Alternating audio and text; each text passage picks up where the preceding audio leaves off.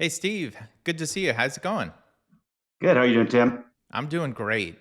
So, looking forward to having this conversation. Talk a little bit about costs in IT.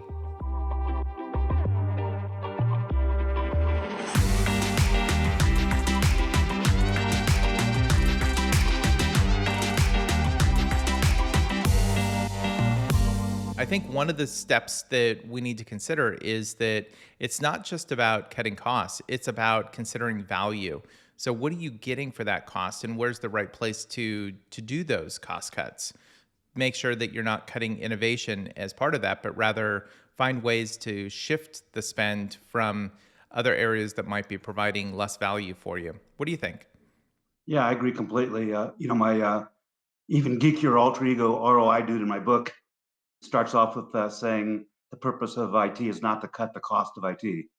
And from a purely kind of practical way to approach that is doing financial analysis and doing it over multiple years, because that tends to kind of even out discrepancies and give people a long-term, more strategic outlook.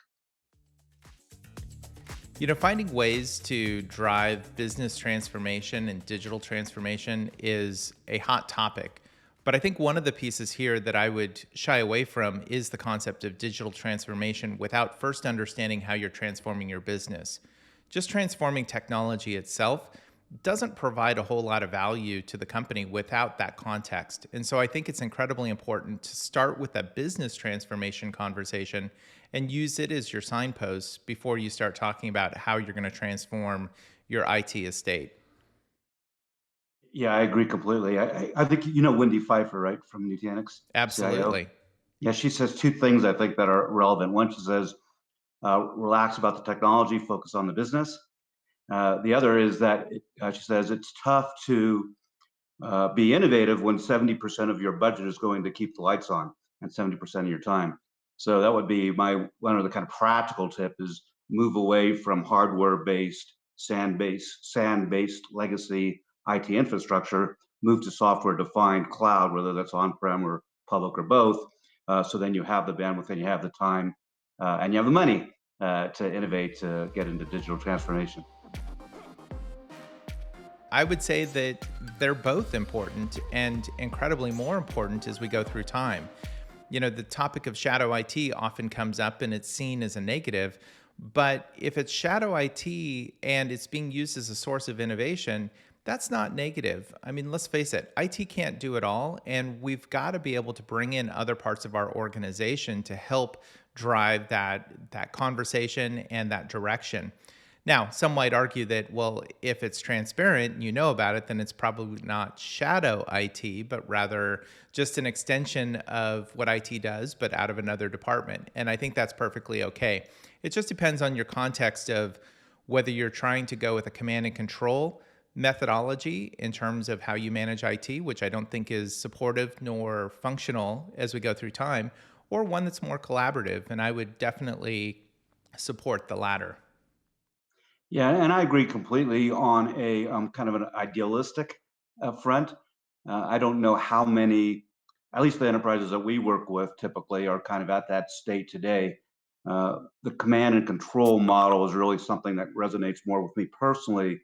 For example, at Nutanix, we have bots all over that take our support requests, that give us responses, and so having this kind of command and control, but then use technology to decentralize it. This is one of the aspects that I think we need to be more thoughtful as to when we use public cloud and where it's appropriate to use it, and when we use on premises infrastructure, but at the same time, being able to provide a degree of cloud like features for that on prem infrastructure such that you can still support the innovation and speed that the company and the developers really need. Yeah, absolutely. And of course, at Nutanix, that's what we do. In terms of the topic on how do you figure the economics of different clouds, I'm typically happy if we can get people to even address the question.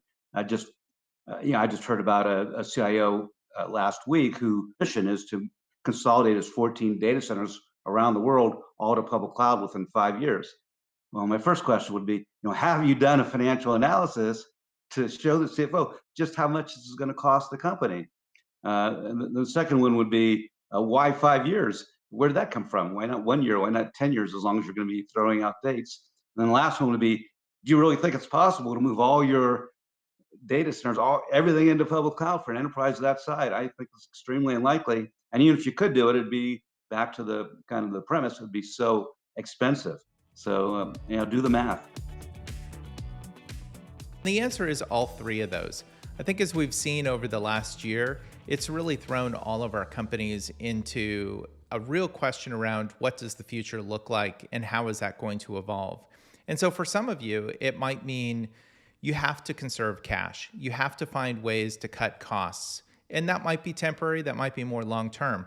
But I think it's incredibly important to think about the long term and figure out where your opportunities are to innovate and bring in modern technology as a way to help you both manage your cost spend, but then also prepare you for the future. And so the combination of the two are incredibly important, but you can't look at one without the other. Yeah, absolutely. And I think the whole pandemic is a great example of how all three can work together. The fact that when organizations got the shelter in place, work from home edicts, and they had to very rapidly innovate and do what they needed to do to make that possible, make the investment. But then they started realizing, wow, look at all these savings we have from these plane trips, and we still have high sales without having to do customer meetings and travel, and we're able to free up office space now. And so they're all three absolutely working together. The other piece that I'll put to this is that if you're going to innovate, now is the time to do it. And the reason I say that is, unlike any other time in your company's history, look at now as a point where you have the least amount of risk to take chances, to innovate, to completely refactor your environment. And the reason I say that is that people are giving out hall passes. And what I mean by that is that they're allowing you to flub up here or there, and it's okay. We all understand that. It's the pandemic. We're all trying to struggle and kind of make our way through it.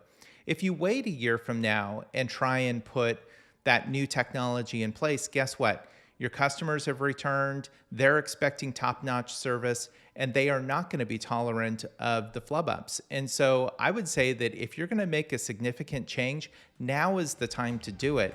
All right, Steve, so great conversation. As always, we've known each other for many years. You're one of the first people that I worked with in the industry some decades ago. Here's to a great conversation and to many more to come.